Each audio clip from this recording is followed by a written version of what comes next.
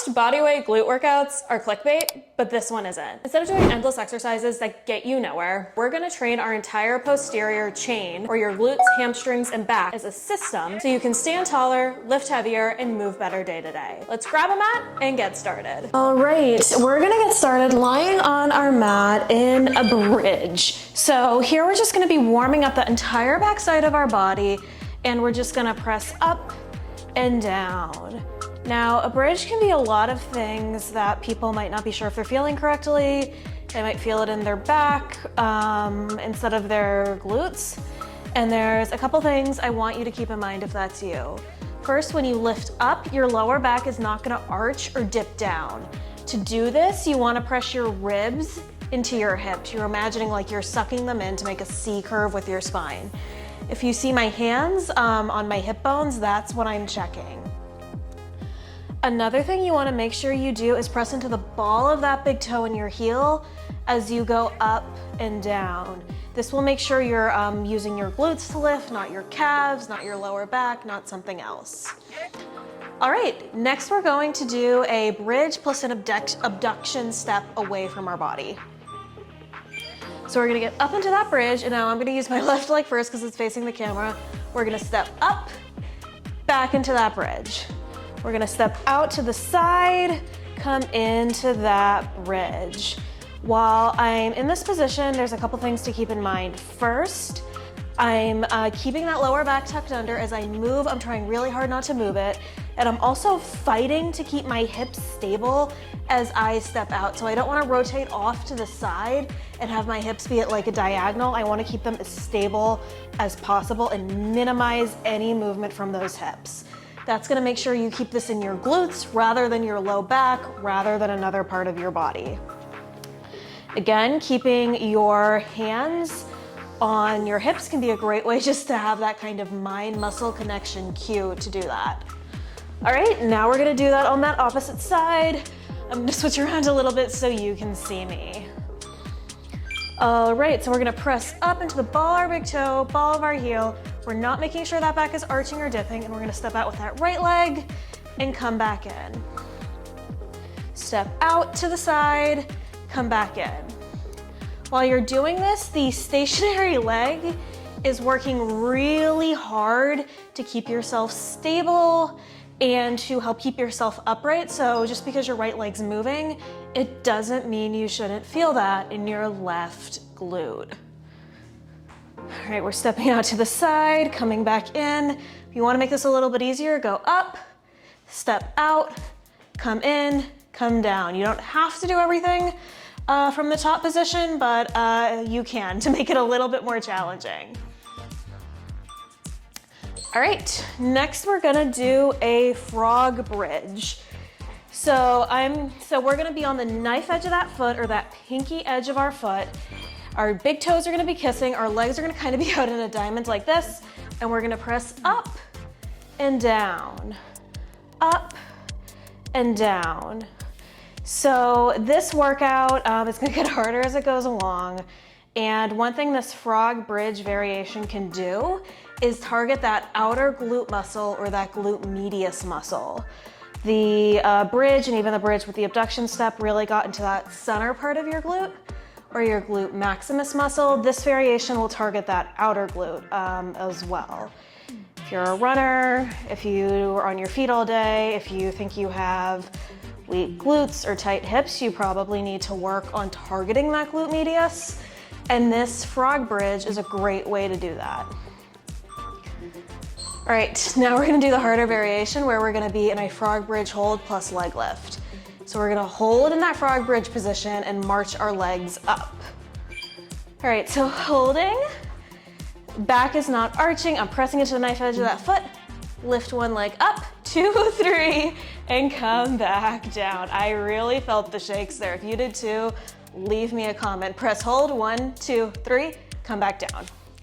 I'm keeping my arms on the ground just as a little bit more of an anchor and to help myself stabilize, but I'm still making sure I'm keeping those ribs into my hips and my back is flat. I'm pressing into the knife edge of that big foot. And again, when I'm lifting up here, I'm trying to minimize rotation or movement in those hips. That is what will make this difficult, going slow, control, holding. Why did I sign up for this? And one more for good measure. All right, so that is the end of our bridge section of this routine, and now we're gonna get on all fours. So up next, we're gonna do a donkey kick with a pulse. So I'm in my all fours position, my back is neither arched nor rounded, I'm still keeping my ribs into my hips. I'm gonna point my leg up to the ceiling, 90 degrees, pulse 1, 2, 3, come back down. 90-degree angle, pulse 1, 2, 3, and come back down. While I'm pulsing, I'm imagining I'm poking a hole in the ceiling with my toes. That will help you use resistance rather than momentum while you're moving, and it will just help you really activate that glute. So I'm adding in some pulses here because the way we want to build muscle is time under tension. So the more we can keep our leg up in the air, the more muscle we're going to build. All right, now we're going to do that on that opposite side. So in my all fours position, my wrists are in line with my shoulders, my legs are at a 90-degree angle, and my back is neither arched nor rounded, so it's in a straight line. We're going to pulse 1, 2, 3. If you're not sure if you're in a straight line or if you're rotating or moving too much, a good thing to try would try to be just to put something on your back. And if it's moving or falling around, that's a sign that you need to work on your stability or that your back is probably arched or rounded.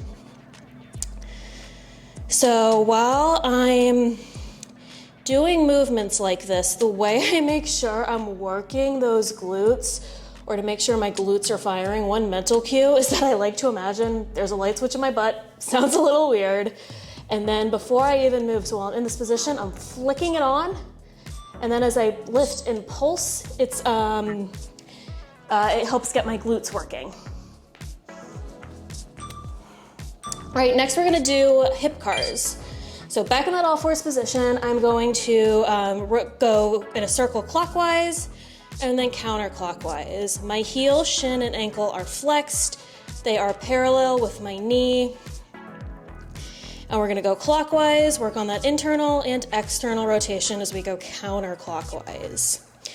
It's very important to do this in both directions, so you're working on both that internal and external rotation of that hip. You could try to do this like counting. You could try to do like split the interval, 25 seconds one side, 25 seconds the other. But I like to alternate because I'm not very good at counting with these. And just going one and the other is a great way to make sure you're getting this done. 2, 1. All right, now we're gonna do that same thing on that opposite side.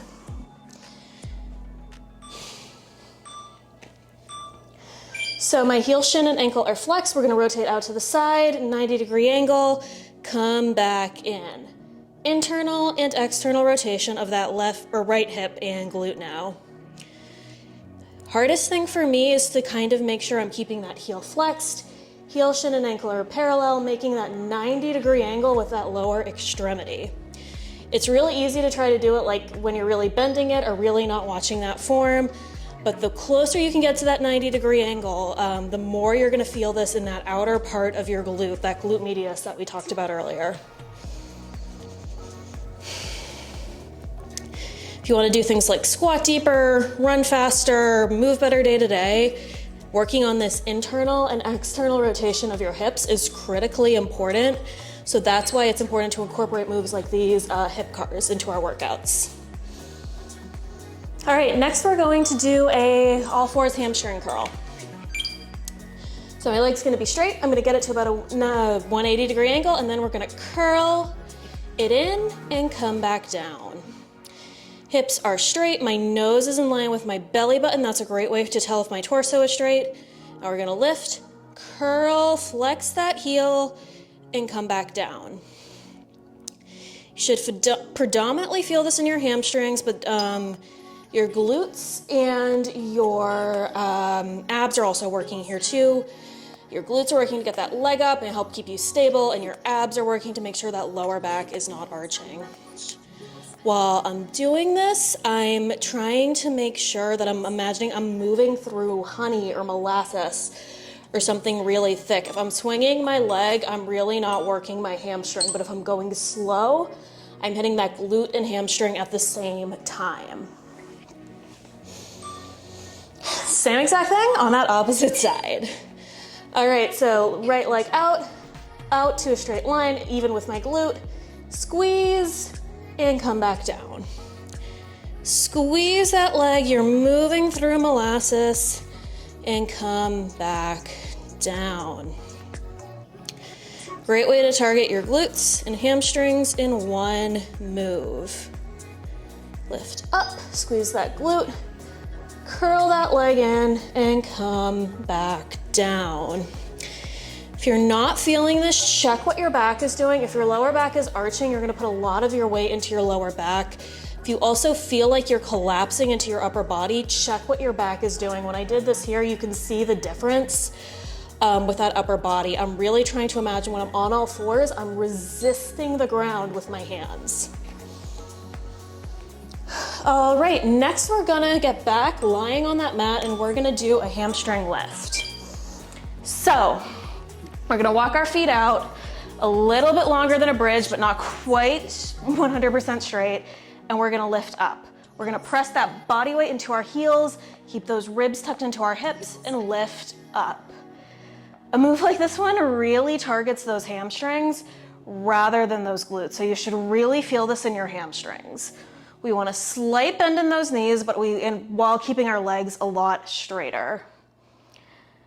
This one, I really have to cue hard in my own head to go, I'm gonna tuck those ribs into those hips, then press up and come down because my hamstrings are weaker than my glutes. So this one is even more challenging for me. Tuck that pelvis under, press into those heels, and lift up. All right, next we're gonna do a hamstring lift to bridge walk. So we're gonna start in this hamstring lift and walk it into a bridge. It's gonna be fun and hard, but that's what we do here. All right, so lift up into a bridge, walk one or hamstring lift into a bridge, and then we're gonna walk back.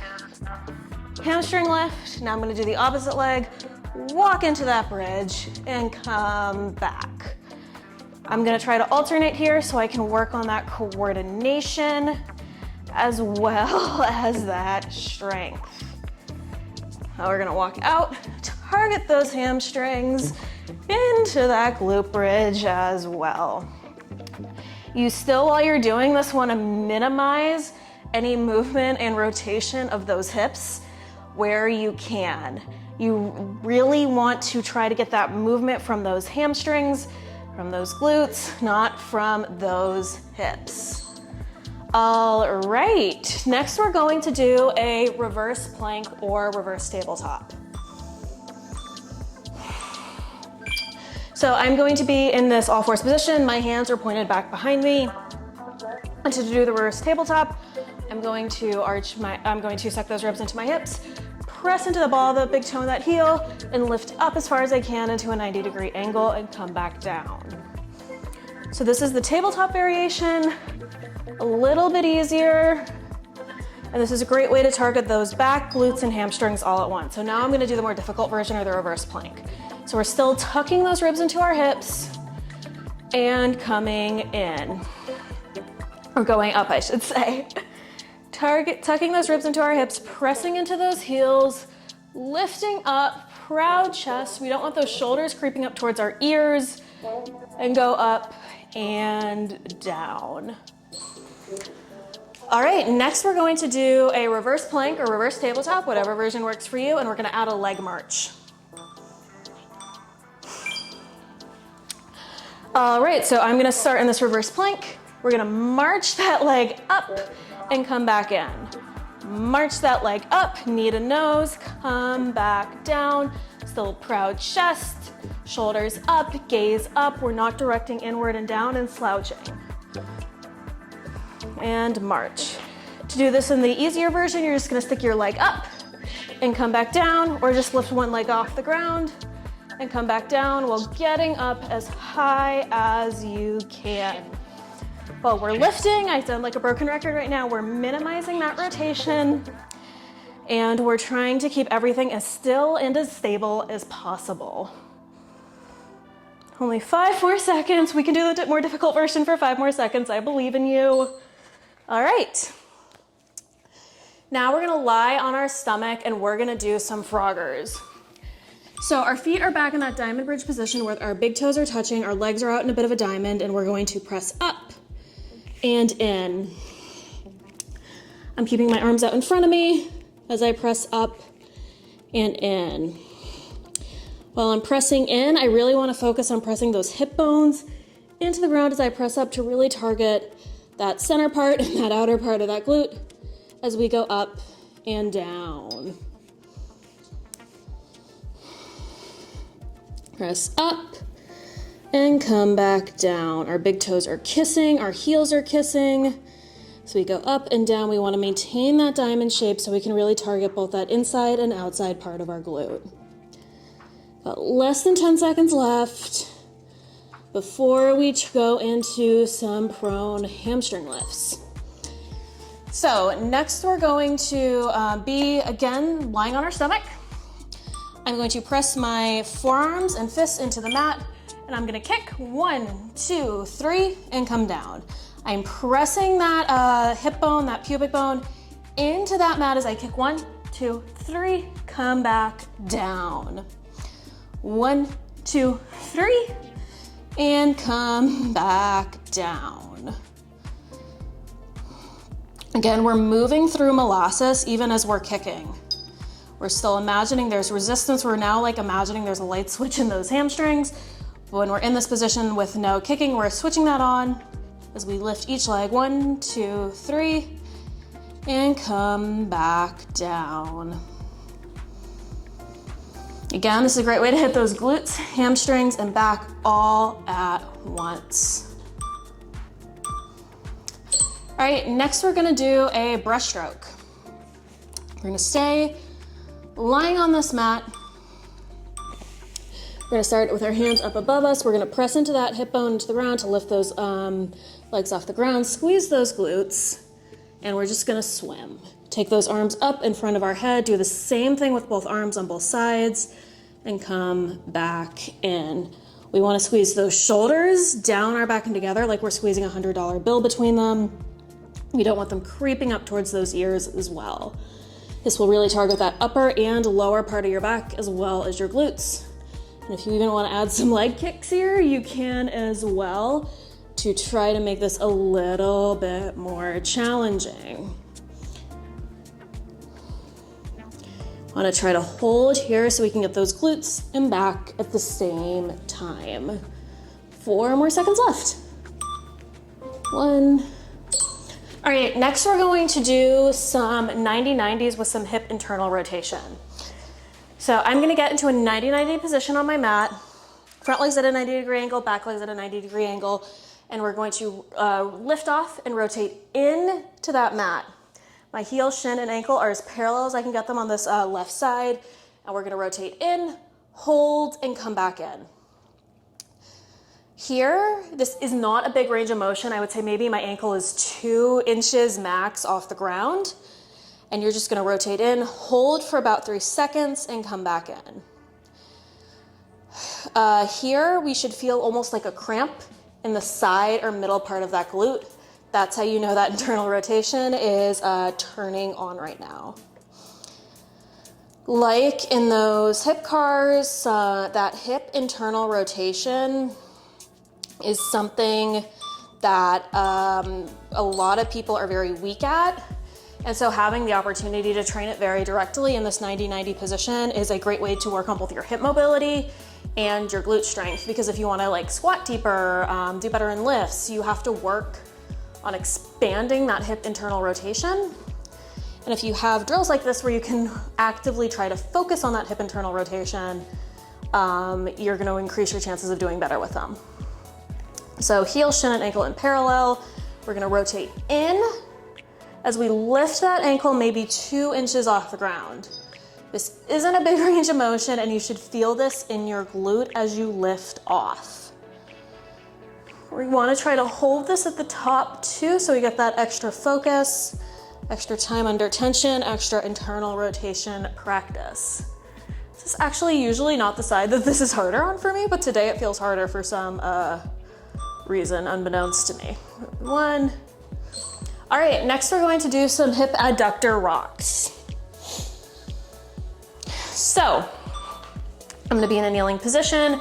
I'm gonna start with my right leg out to the side, and I'm going to hinge from my hips, move backward, and try to tap that glute to that heel as I go up and down. Gonna tap that glute to that heel as we go up and down. A lot of big movements like squats, deadlifts, kettlebell swings. You're working on this hip hinge that you're doing right here in this adductor rock. So just having an opportunity to practice that while stretching out that inner thigh is a great way to improve range of motion, improve body awareness, and get a really good stretch in that inner thigh. If you even want to make this deeper while you're in this rocking position, you can play a little bit with the hand position. So the closer you walk towards this leg, the deeper the stretch will be. All right, now we're gonna do this on this opposite side. So now my left toes are pointed up towards the ceiling, and I'm going to try to lean backward from my hips to tap my heel to my glute. We go up and down, get that stretch, point those toes up to the ceiling. To get a side angle of what I'm doing, I'm hinging from those hips. If you look at my entire upper half, my hips are the only thing that's moving to get the stretch. I'm pushing back from those hips, touch that glute to that heel, pause for a second at the bottom, and come back down.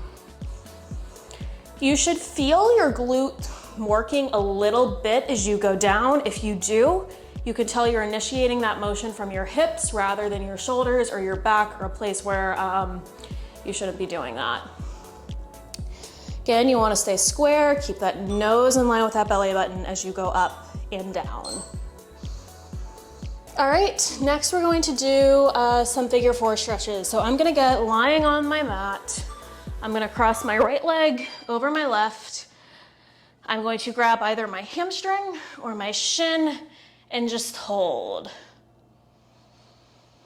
We never wanna grab our knee in the stretch. You never wanna grab the joint. If you wanna make this a little bit more difficult, one thing you can do is point those toes up to the ceiling and really, really flex that foot, flex that heel, just like we were doing in our adductor rocks. That'll give you just a little bit more stretch. Imagine you're almost kind of resisting something to really get into that outer portion of your hip, your IT band, your quad, places that can be really tight if you sit all day.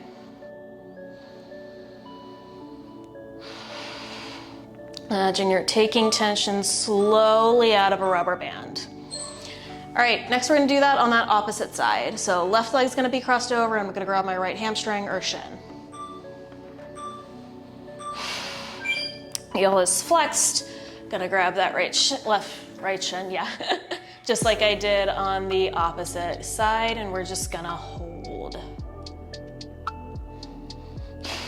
Get those stretches out of the back part of our hip, and just hold and release. Take that tension out of that imaginary rubber band.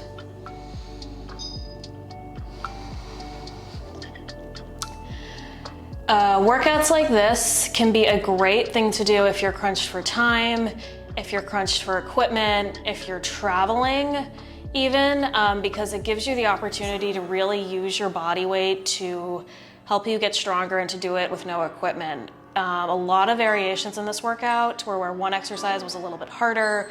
We played with things like holds and leg lifts to get that isometric strength, which is a great way to challenge yourself if you have no equipment, because then you're using your own body weight to really challenge yourself. So next we're just gonna end in a child's pose. We're gonna give ourselves this final chance just to exhale, find what feels good, and just let ourselves melt and get that final bit of tension out of those hips, out of those shoulders. So if you wanted to use this workout as an active recovery day, you could do that. If you were crunched for time, you could do that. If you don't have a ton of equipment at home, but still, again, like want a way to challenge yourself, this is a good workout to do because things got progressively harder. We played with holds, we used our body weight to resist us, and this can be a good way to just incorporate movements like this. All right, everyone, great work. If this workout made you feel even 1% stronger, please remember to like, comment, and subscribe. That's one of the most important things you can do with the algorithm, and it's one of the most important things you can do to help a small channel like this one grow. If you want to go on after this one, I'd recommend checking out these videos for some more bodyweight strength and these videos for some more stretching. Thank you so much for your time. Thank you so much for working out with me, and I'll see you next week.